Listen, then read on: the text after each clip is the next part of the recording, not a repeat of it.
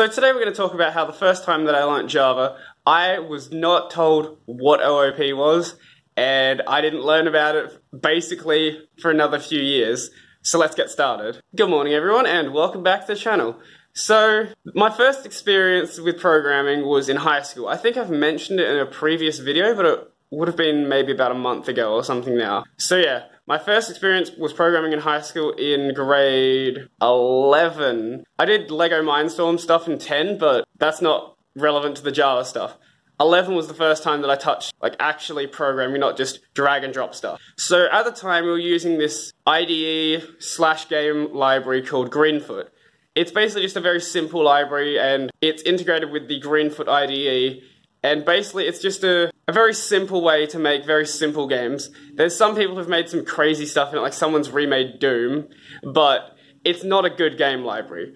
You don't want to use it to actually make anything like worthwhile. You basically just want to use it to teach the concepts of game development. And basically, my teacher at the time, he had some programming knowledge, but it wasn't that much. So when we actually got to learning how to program, because there was other stuff in that course, like there was some sound engineering and a couple other things like that, but when we actually got to programming, he basically just gave us the Greenfoot textbook. Yes, there is a textbook for this random IDE that he found on the internet, and besides that, pretty much just taught us the Java syntax, and basically just said, go from there. So, whilst I didn't understand what OOP was, because no one had told me, the way that Greenfoot handles it is you don't directly create classes through code, you use the GUI wizard for it, and it basically just creates classes for you, so you're still writing object-oriented code, but I didn't have any idea what inheritance was, what polymorphism was, what a class was even. I barely even knew what a function was. All I knew is that if you put everything in the main method, it would run.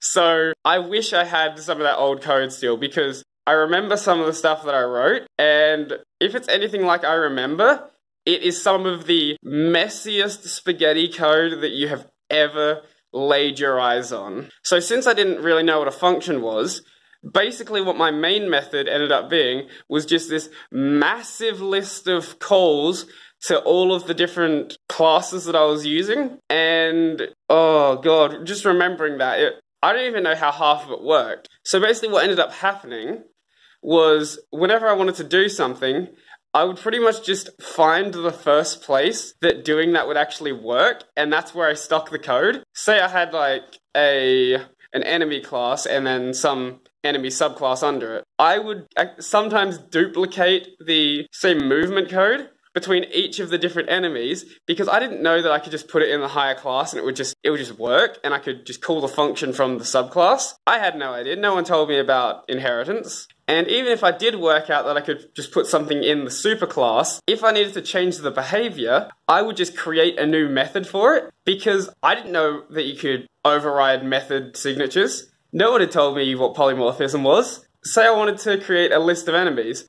I don't even know how I would have done it. I think I ended up just, I don't even know, maybe I made like a list of objects or something. So, actually I don't even know. I think I handled all that stuff in the back end. Because I do remember that Greenfoot did handle a lot of the basic code. I don't remember ever actually creating a list of enemies. I think you would just do an API call and it would handle the list in the back end for you. That would make sense. Because, yeah, I don't have any memory of ever doing that. That would at least be some bit of polymorphism there. So I did eventually learn what OOP is, but that wasn't until another, let's see, so I had my gap year after high school, and then it was in my second semester. So about 2.5 years after I first programmed with Java was when I actually learned what OOP was. So when I went into that course, I was like, oh, I have some Java experience. I didn't have Java experience. I didn't know what I was doing. I had basically managed to write procedural code in Java, which I know it's technically a purely object-oriented language, but you can write procedural code in it.